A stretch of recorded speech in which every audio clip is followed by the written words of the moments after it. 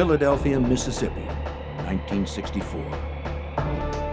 A sleepy southern town steeped in tradition finds itself targeted for invasion. Across the South, a legacy of racial hatred is about to be challenged, but not without a fight. Before it would end, 3 civil rights workers would vanish, drawing the eyes of the world to the quiet community with a burning secret. Amen!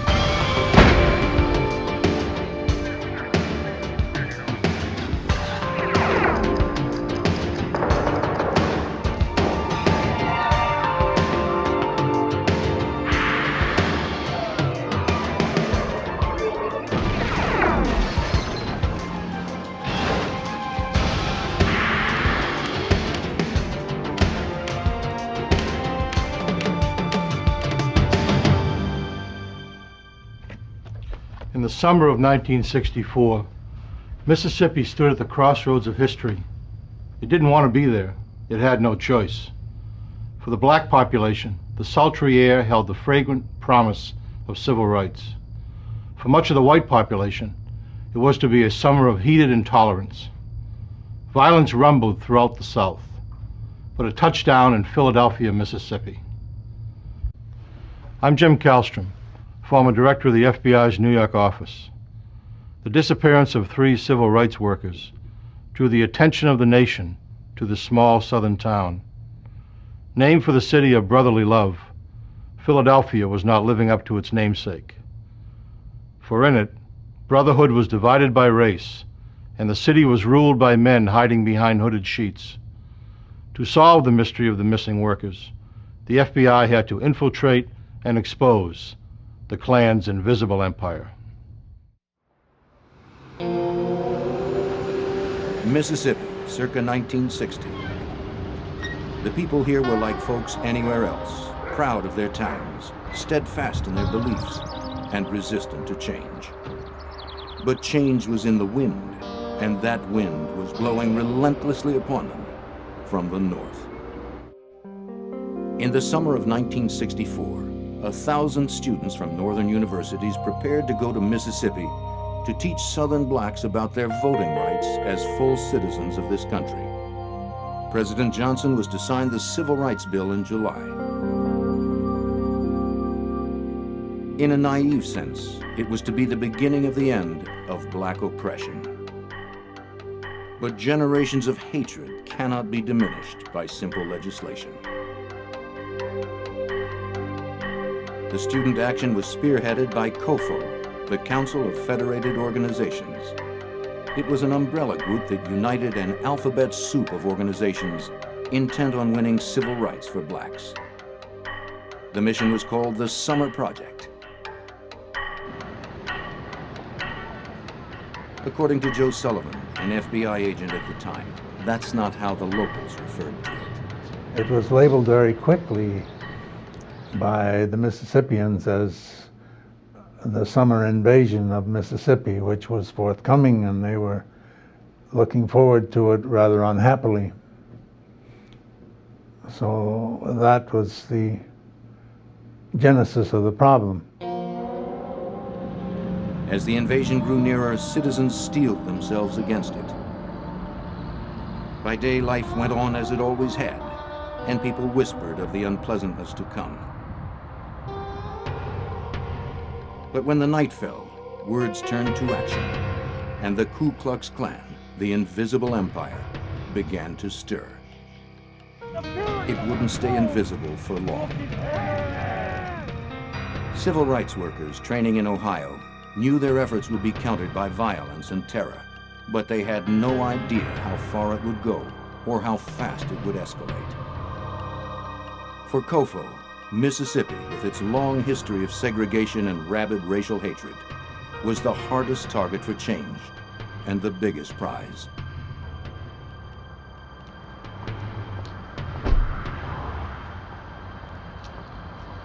Bob Moses was one of the Summer Project organizers. Mississippi is targeted in every black person's mind as the symbol of racism. And so as we mount our campaign down there, the question is in our minds, well, you can do all you want. You can pass a civil rights bill if you want to, and you can do this and that, but unless you have actual change in Mississippi, it's not going to really get rid of this infection, because Mississippi is the place where they brew it.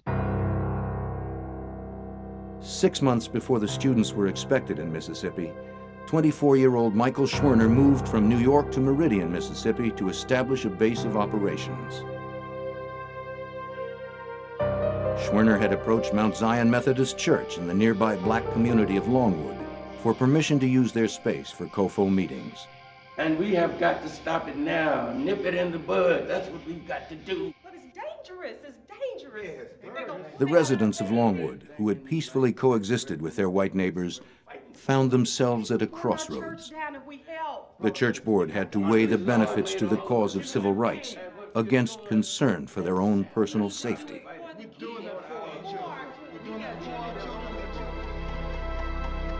When the meeting was adjourned, they hadn't come to an accord. But the Klan made the decision for them. Several church members, including women, were badly beaten.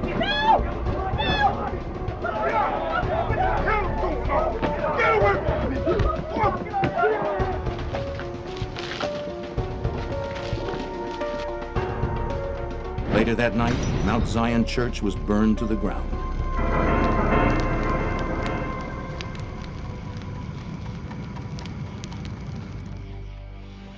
Though the fire was never investigated by local authorities, the FBI opened a file on the incident. FBI, ma'am.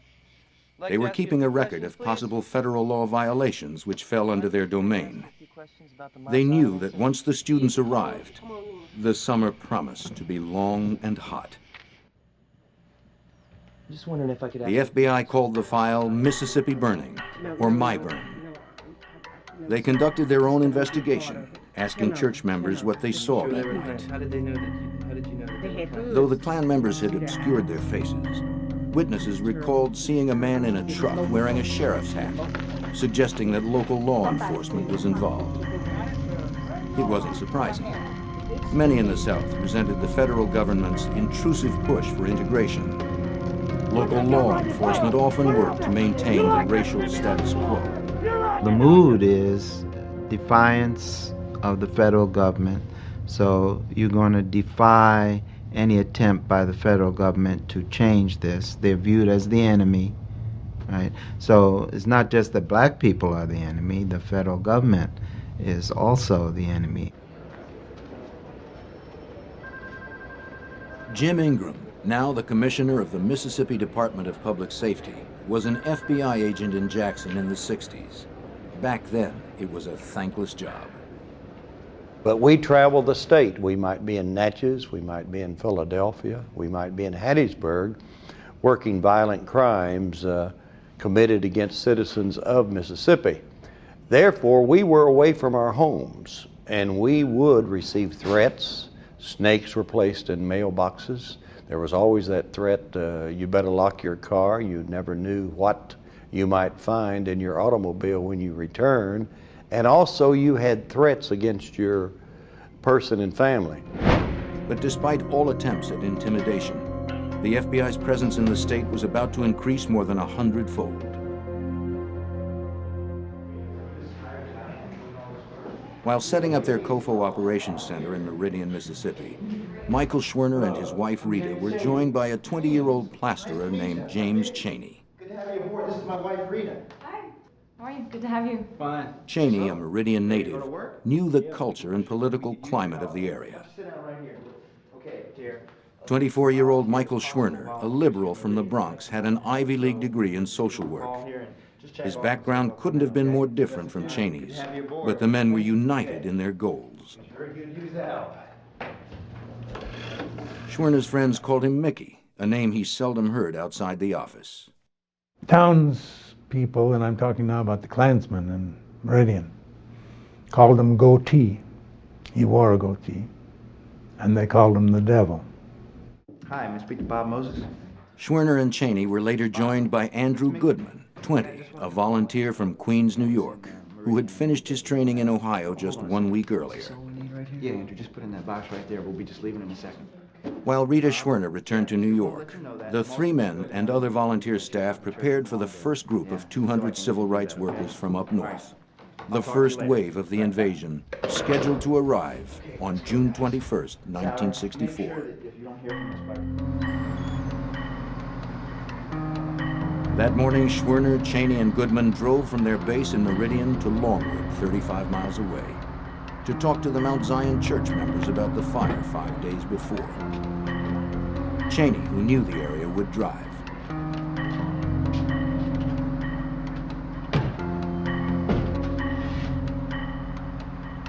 As the vanguard in the march to freedom, the men knew that trouble likely lay ahead. Their ground rules were unambiguous. Stick to the main roads, cooperate with authorities, and never travel at night. They planned to be back that afternoon. Schwerner told his staff to call the COFO office in Jackson if he didn't phone in by 4 p.m. He never made the call.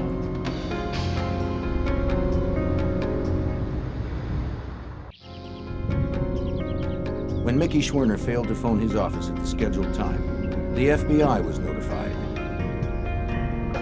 They in turn contacted local authorities to see if anyone had seen Schwerner, Cheney, and Goodman. What? What are you doing, Terrence? You're not counting like that. Someone had. Out of the car! According to Neshoba County Deputy Cecil Price, the trio was returning from Longwood that afternoon when he pulled them over outside of Philadelphia, Mississippi, 38 miles from Meridian.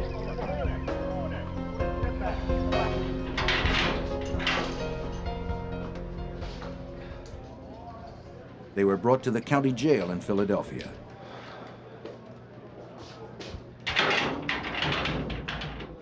Another one. Cheney was booked on a speeding charge. I need to make a phone call. The others were held in connection with the burning of Mount Zion Church. What do you know about that? Nothing, sir. Cheney was locked in a cell designated for black prisoners. Schwerner and Goodman shared a different All cell. you have to do is make sure that you're polite. Say yes sir, no sir. They weren't allowed to make a phone call until dinner time, hours after their 4 o'clock call-in time had passed. According to another person sharing the cell, when the jailer's wife told Schwerner he could make a collect call, he declined.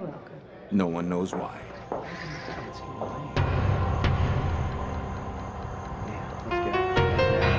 Eventually, after Schwerner paid Cheney's $20 bond, Deputy Price released the men.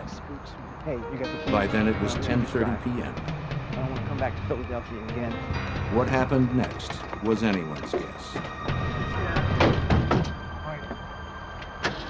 As long as they were missing, you had some hope. If they had turned up in jail and they were still in jail, then you had some hope. The issue was the release at a certain time of night from the jail, and then they're missing again. So that circumstance means the worst. Agent Sullivan, too, feared the worst. He suspected that the civil rights workers weren't simply released, but more likely handed over to the Klan. This was a type of crime that I was familiar with. The lockup and then give away the prisoners instead of releasing them. I was familiar with this sort of thing. I was quite sure that this was what was in progress. The disappearance was chilling news to the student volunteers scheduled to arrive in Mississippi the next day. But people throughout the state had a different read on it. The Mississippi response, it was, this is a hoax, and these people have really staged this to get national attention, and, they're up hiding someplace in New York or some other place, right? And this is just all a big publicity stunt. That was the official Mississippi response. There were widespread rumors And we were told, I think it appeared in the papers too, that these people had set up a scam here and then vanished to Cuba, where they would leave the state of Mississippi embarrassed by what had happened to them. The investigation began with Deputy Price, the last person to have seen Schwerner, Cheney, and Goodman. He stuck with his story of releasing them around 10:30 p.m., but he couldn't account for his own whereabouts for about an hour afterward. For Joe Sullivan, dispatched from Memphis to lead the investigation, it was the only clue, and not much of one. All I know is they got in their car and they headed out of town, just like we told them to. The sheriff's office was a participant. That I was sure. I didn't have any proof. All I had was a history of having seen this sort of thing before. Well, we pulled them over and we brought them in here. At that point, I became more selective about who we were telling, what we were doing. The FBI began a search for any signs of the young men. No one had seen them, or at least they weren't saying so. Then, on June 23rd, 2 days after their disappearance, their station wagon was found. 2 Choctaw Indians from a nearby reservation had come across the smoldering vehicle the following evening. It had been burned to the metal in a swampy area called Bogachita Creek, 50 feet from the highway near Philadelphia. When they learned of its possible significance, they called the FBI.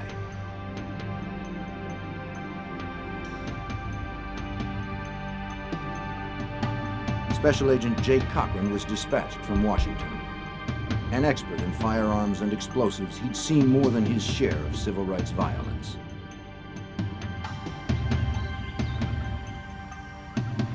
When he arrived at the scene, he wasn't optimistic about what the car would reveal. In examining the burned out vehicle, we were looking for any evidence of human remains. We were also looking then for any evidence that may have been left behind of any value in determining what happened to the civil rights workers. The car was too far gone to provide any clues.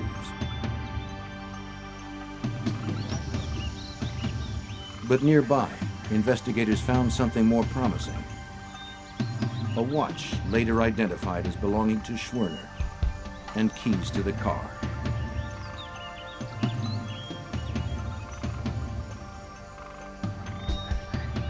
The watch had stopped at 12:45.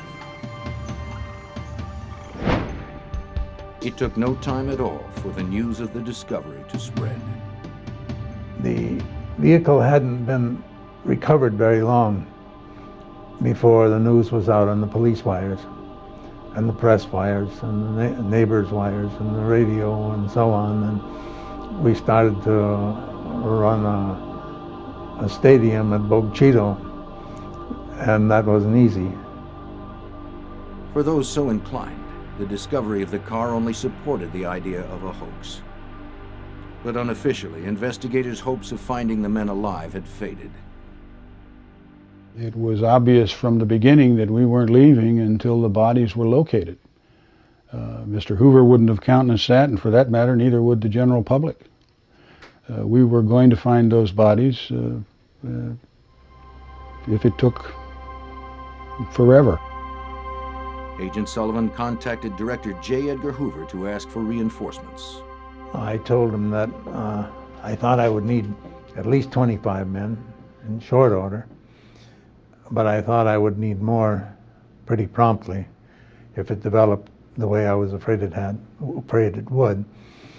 And he said, "What are you talking about?" And I said, "Well, I'm going to need 100 men." And he said, "There are 100 men coming." And they're real good guys, all right? Soon, 100 agents, aided by student volunteers, descended on Philadelphia to search for Cheney, Schwerner, and Goodman. You guys come with me and start checking the bushes over here. it wasn't enough. The men or their bodies could have been anywhere.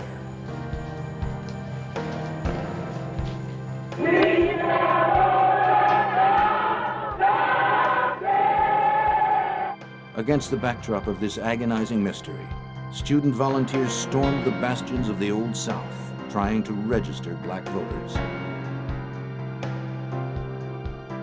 Dixie fought back with all it had.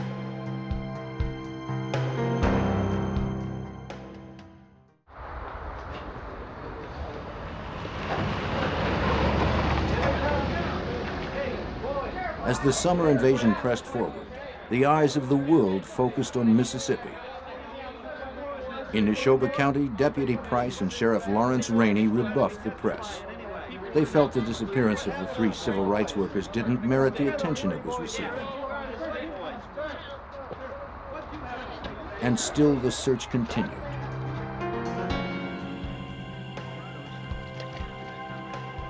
"400 sailors from Meridian Naval Air Station were pressed into duty, working in rotating shifts. Woods were scoured, rivers were dragged. Then the FBI received word that a body of a black man had been pulled from the Mississippi River near Vicksburg. They went to investigate.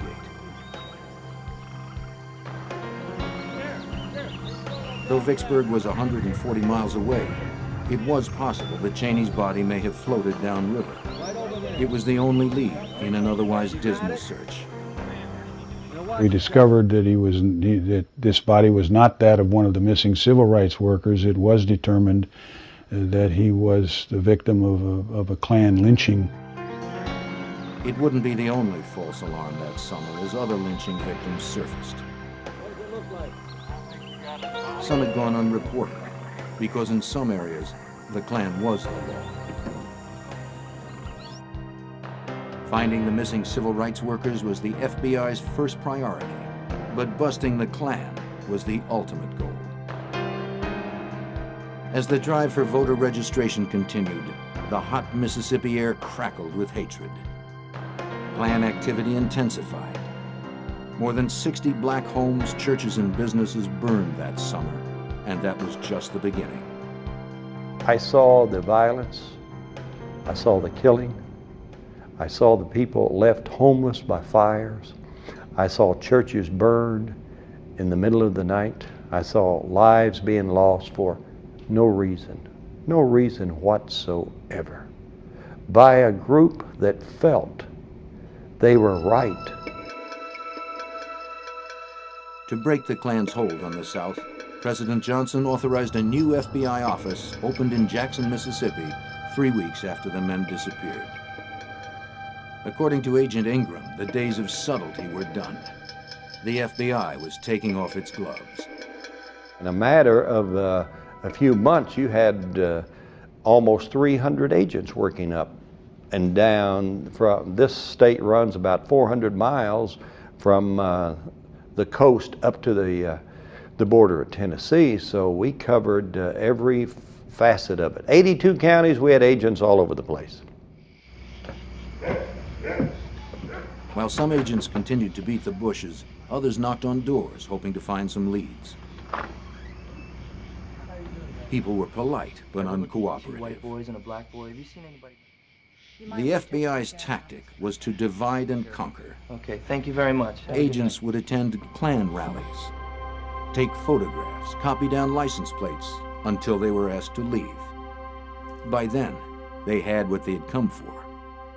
Then, the next time we talked with them, they say, "I'm not a member of Klan." Well, you were at this Klan meeting. Why were you there? If you're not a member, you're a sympathizer. Do you know these people blew up a church? Do you know these people blew up a school that was trying to desegregate? Is this the way you want to operate? And most would say no. So we found that being at some of the meetings was a deterrent for some. Some would stop coming because they didn't want us to visit them.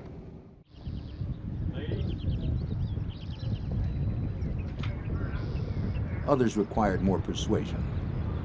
Agents were assigned individual Klan members to watch over from a distance. If a bombing or other act of violence occurred, it was the agent's duty to call that Klansman to account for his whereabouts. Before long, you know, they did not like being summoned out of bed at 3 o'clock in the morning when a crime was committed 4 counties away, but after a while the wives said, hey, I don't want this anymore. My kids do not want it. And so before long you could talk with them and they understood where you were coming from. You got to know each other on a first name basis. Soon informants started coming forward. Some were housewives with stories to tell. Others were Klan members haunted by conscience who could provide some small piece of information away from the curious eyes of their neighbors. To provide additional incentive, civil rights and religious organizations came up with money to pay informants. The veil of silence began to lift. Some informants hinted that the investigation should begin at the sheriff's office, though Sullivan had already had his eye on Sheriff Rainey and Deputy Price. Deputy Sheriff Price was a key target in our thinking, as was Rainey, because Price didn't do very much without Rainey's authority. Our problem was to document what he had done, to find somebody who would tell us about it. An informant suggested talking with a young man named Wilmer Fay Jones. Agents located 19-year-old Jones living in Chicago. He had suddenly moved out of Philadelphia almost 3 weeks before the men disappeared. It wasn't by choice. I was told in town that this is the place. He told agents that his troubles began on June 1st when he went to a store in Philadelphia to get his class ring resized. You guys could fit that for me. The woman behind the counter was reluctant, but took his ring to fix. Soon after, he was arrested by Sheriff Rainey and Deputy Price. They locked him up for supposedly asking the shop clerk out on a date. He wasn't allowed a phone call. When they finally released him just after midnight, a gang of men were waiting for him.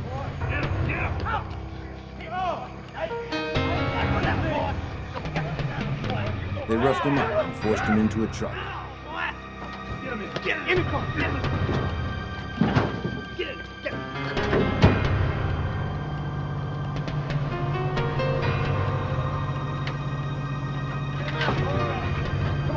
The vigilantes drove him to a secluded spot. They tried to force him into confessing that he had asked the clerk out. Better tell us, boy! He swore his innocence. The gang was prepared to kill him on the spot. But then one of the men, who they called the preacher, spared his life. He told Jones to leave town for good or he was a dead man. You understand me? You understand me? Get out of here. Go. Jones was on the next bus out of town. They roughed me up a little and they let me go. The story Jones told sounded like a plausible M.O. for what could have happened to Schwerner, Cheney, and Goodman. About 5 or 6 guys. Only perhaps they weren't lucky enough to have escaped with their lives. But here now, we have some additional evidence about what happens to people who are in unlawful custody in jailhouses and are going to be disposed of in one way or another. So if it had happened once in Neshoba County, we were sure it could have happened again.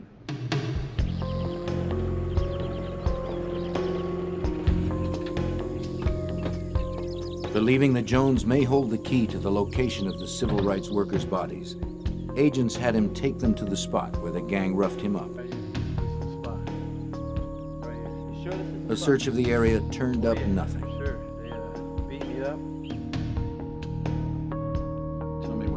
But there was one informant that Sullivan was keeping to himself, slowly cultivating, winning his confidence by degrees. Sure, your identity will never be revealed. This informant spoke under terms of total anonymity. His identity is protected even to this day because his life may still be in danger. He's known only as Mr. X. Yes, I can tell you more today. If anyone still considered the disappearance of the three civil rights workers to be a hoax, their opinion would soon change. Yeah, they'll kill me if they ever found out. The FBI's star informant was about to emerge. On July 31st, 1964, Mr. X agreed to talk to Agent Sullivan. After we finished our social chat, I said, "Are you going to be able to tell me anything significant tonight?" And he said, "I think I can tell you where the bodies are buried." And I said, "Tell me where." Mr. X told Agent Sullivan that Goodman, Cheney, and Schwerner were buried in an earthen dam at a place called Old Jolly Farm, owned by the wealthiest man in the county, Olin Burridge.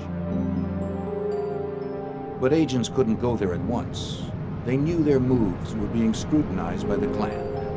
They didn't want to make it obvious they'd been tipped off to the burial location. A search warrant was issued for Old Jolly Farm. Sullivan sent Agent Cochran and others to the dam site.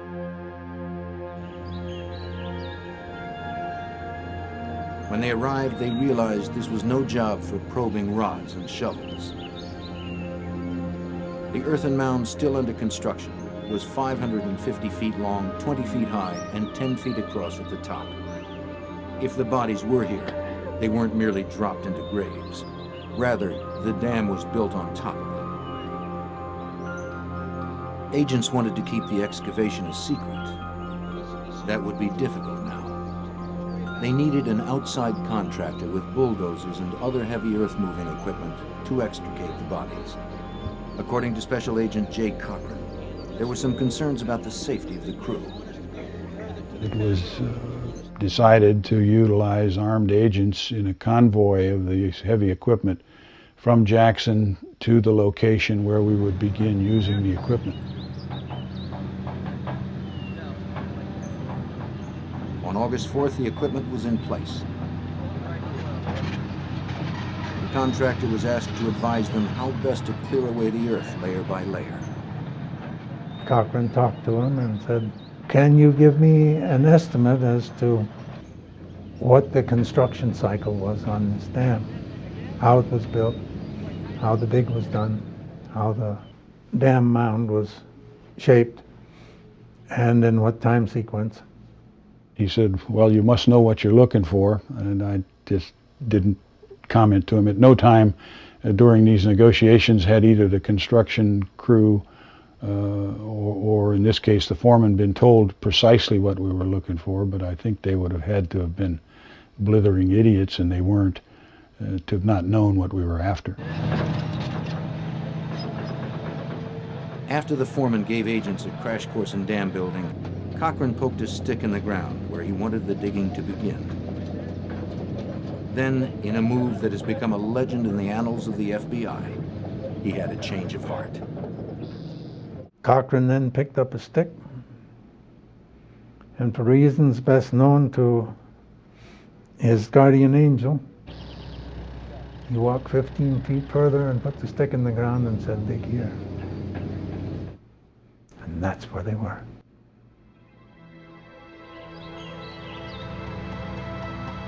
The job, beginning at 8:30 in the morning, progressed slowly. By 2:45, the pit was 13 feet deep, and the pungent smell of death was unmistakable.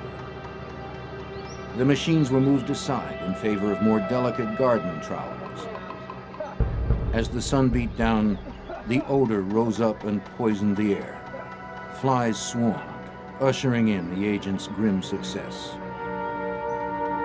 Just after 3 p.m. at 14 feet, the first body was found. It was Mickey Schwerner, identified by the contents of his wallet. Goodman was uncovered next, followed by Cheney. It's very hard to describe. It's perhaps the saddest experience that one can have.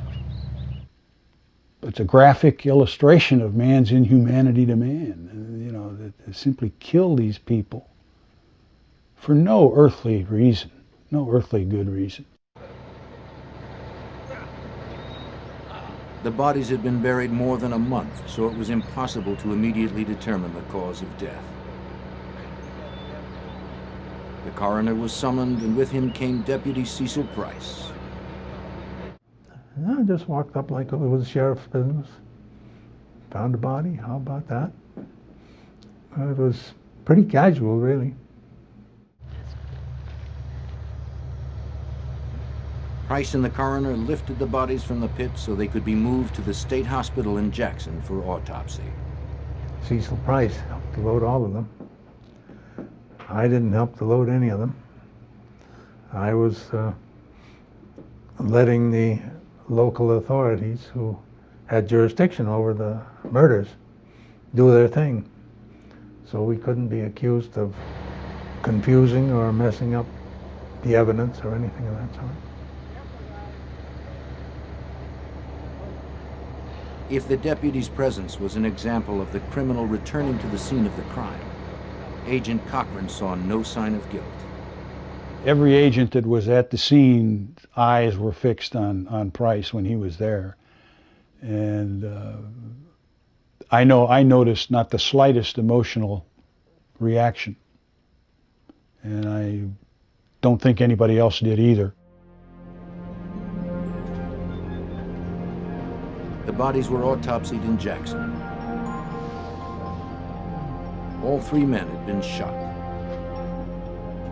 Schwerner and Goodman were each shot once, Cheney 3 times. A hard, rock-like substance was pried from Goodman's right hand. Whatever happened that night, the substance showed that Goodman's nightmare didn't end with a bullet. Upon subsequent examination of that substance at the FBI laboratory, it was determined to be clay similar in makeup or consistent with the clay composition of the soil at the dam site. This would tend to suggest that at the time Mr. Goodman was laid in his grave, that he was still alive. The bullets from the victims were analyzed at the FBI's Firearms Toolmarks Unit. Most of the more than 5,000 weapons here were confiscated over the years from actual crimes. Though its equipment has changed since 1964, the role of the unit remains the same: to match bullets to weapons. Today, the shooting gallery is the domain of Supervisory Special Agent Paul Tangren. The bullet will pass over defects within the barrel, and those are defects that are specific and unique to that firearm. And that pattern of marks it picks up passing over these defects is like a fingerprint for that gun. Bullets from a crime are scrutinized side by side.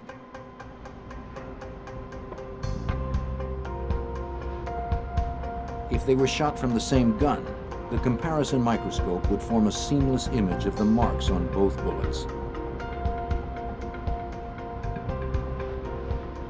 Bullets shot from different weapons simply wouldn't match up. I've got lots of marks and very little agreement, and that is typical of what you would see of 2 bullets fired from 2 different guns of the same type. Using similar techniques, the FBI determined that Cheney was shot with 2 different .38 caliber weapons. Residue showed that the men were shot at close range. Total cost of the bullets used to kill 3 men, about 25 cents. Suddenly, to the people of Neshoba County, the missing civil rights activists was no longer a hoax or publicity stunt. This was the turning point. Racists drew the line at murdering white people. According to Agent Jim Ingram, the FBI no longer seemed like the bad guy. Then they realized we're dealing with some very violent people. So the mood changed to our betterment, because we had people that wanted to assist us, particularly the little town of Philadelphia, Mississippi. It was amazing how many people then said, look, if we have these people among us that would kill, then we need those individuals found and arrested and prosecuted. I do want to help you. Meridian Police Sergeant Wallace Miller was one respected Klan member who had seen enough. He wanted out of the Klan, but the FBI convinced him to stay. Now, the FBI had their mold, and the impenetrable walls of the invisible empire had been breached.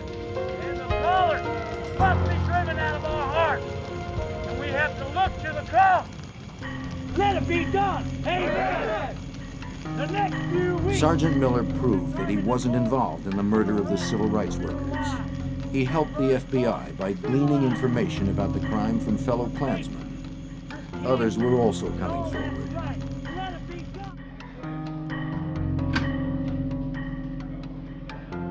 Nobody knew that anyone else was talking. The information started to flow. From interviews with various informants, the FBI compiled a list of names of Klansmen who may have been involved. The same names kept coming up. Agents learned that the murders were the plan of Sam Bowers, the first Imperial Wizard, or head of the White Knights of the Ku Klux Klan of Mississippi. His right-hand man was Edgar Killen, known as the Preacher, because he was one. He was also apparently the same preacher that spared the life of Wilmer Fay Jones. So we had informants that could give us direct information. We had individuals who actually were involved in the shooting that gave us signed confessions. Confession led to confession. Slowly, a picture of the events that night took shape. Going down in Louisiana. Sir, I need to make a phone call. It was a plan of horrible simplicity. While Schwerner, Goodman, and Cheney were in jail, Deputy Price notified Preacher Killen, who rounded up fellow Klansmen.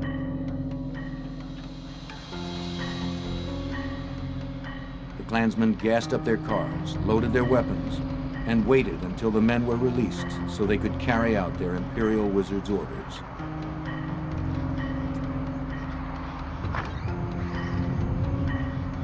When the civil rights workers were released at 10:30, the Klan was ready. Let's head back to Meridian. How'd they treat you? Okay, but I didn't like it there. Yeah, spooks. Hey, you got the keys? You just drive. I don't want to come back to Philadelphia again. Let's get out of here.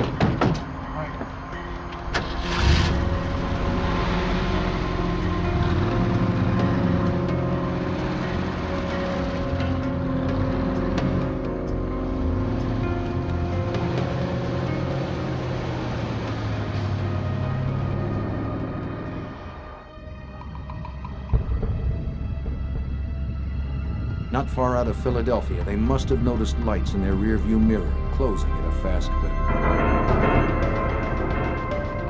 They sped up to try to outrun them, topping 100 miles per hour.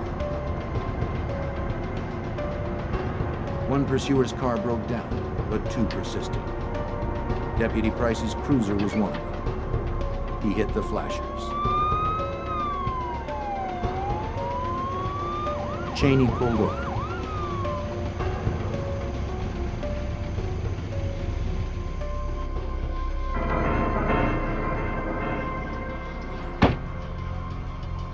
With you, boy. Deputy Price yanked Cheney from the station wagon. Out of the car. You shut up, boy. You were doing over 100 miles an hour in my county, boy. Don't make me chase you like that. You see this light? Schwerner and Goodman were escorted into the back of the patrol car. Get out of there. Whoa! As Cheney started to follow them, Price clubbed him with his blackjack and shoved him into his car. Get off, boy.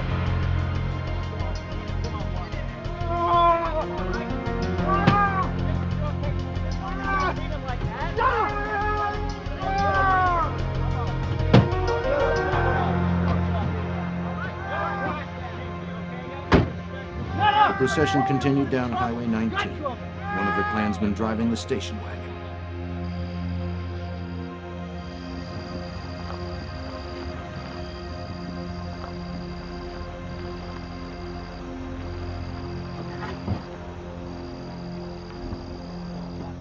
murders occurred without fanfare. Schwerner was the first to die. The car stopped on a dirt road. Schwerner was pulled out of the car, spun around, and shot point blank.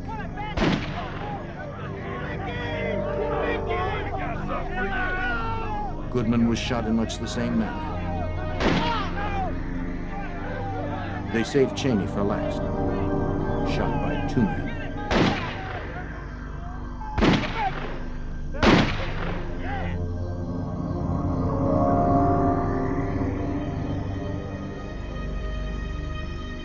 The bodies were loaded into their station wagon. They were driven to Old Jolly Farm, where the bulldozer operator waited in the darkness, ready to conceal the evidence under 14 feet of clay. Last, the station wagon was driven to the swamp. Gas was poured over it. A match was struck.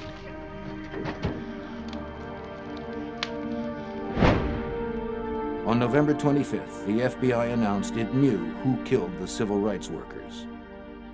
But murder charges fall under state jurisdiction, not federal. The best the FBI could hope to do was to convict on civil rights violations. They knew that Mississippi would be unlikely to file murder charges. More than 5 months after the murders, 19 men were charged with felony conspiracy to oppress and intimidate the civil rights workers from practicing their constitutional rights. 2 more were charged with having knowledge of the crime. All made bail and were released.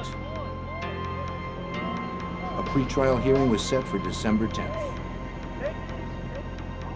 When you realize the scope of the physical evidence that we were able to capture, the pictures of the dam, the pictures of the bodies, the postmortems, the burned vehicle, on and on, we just had enormous amounts of physical evidence, circumstantial evidence to document the confessions. So it was a powerful case that we turned over, and we were blessed because we had 2 outstanding prosecutors. The evidence was, we thought, insurmountable, but we also knew that there were troubled times in Mississippi, that not everyone thought like we did. The federal government's prosecution went wrong almost from the start. At the hearing, the judge refused to allow signed confessions or written testimony from key witnesses. The government pressed the matter, and on January 11th, a grand jury indicted 18 men, including Sheriff Rainey and Deputy Price. But the charges were knocked down from felony to misdemeanor. The case languished until 1966, when the United States Supreme Court ruled that the felony charges were applicable.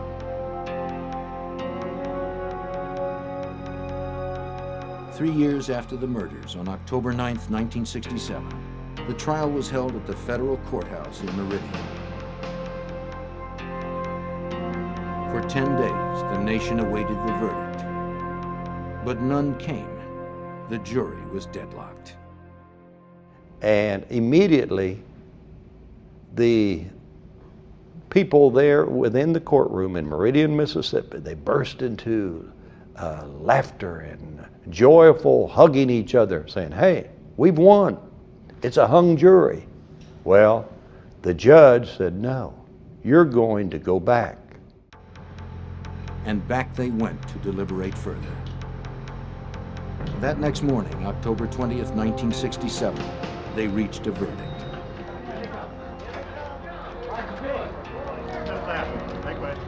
Of the 18 men charged, 8 were ultimately found guilty of civil rights violations, including Imperial Wizard Sam Bowers and Deputy Cecil Price.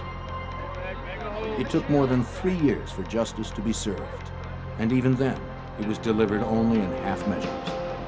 Bowers received the stiffest sentence, just 10 years. Cecil Price received 6. Sheriff Rainey and the preacher were acquitted. none of the men indicted was ever tried by the state for murder. Many of them still live in Mississippi, and though there's talk of reopening the Myburn files, all evidence in the case was destroyed years ago by court order. The hatred that split the nation was not so easily eradicated. According to civil rights activist Bob Moses, what happened in Mississippi marked the beginning of the great changes to come. What has changed in Mississippi is that before the 60s, Mississippi held itself as a state apart from the rest of the country, a place which was going to defy the country at any odds to maintain what was its racial apartheid. And now it's indistinguishable from the rest of the country. So Mississippi has become like every other state in the country. Donations helped to rebuild Mount Zion Church. It has become a shrine to the three men who came here hoping to make a difference, and who succeeded in ways they could never have anticipated. Nicky Schwerner and Andrew Goodman were buried in New York. James Chaney's grave is in the hills outside of Meridian, where it bears the scars of vandals.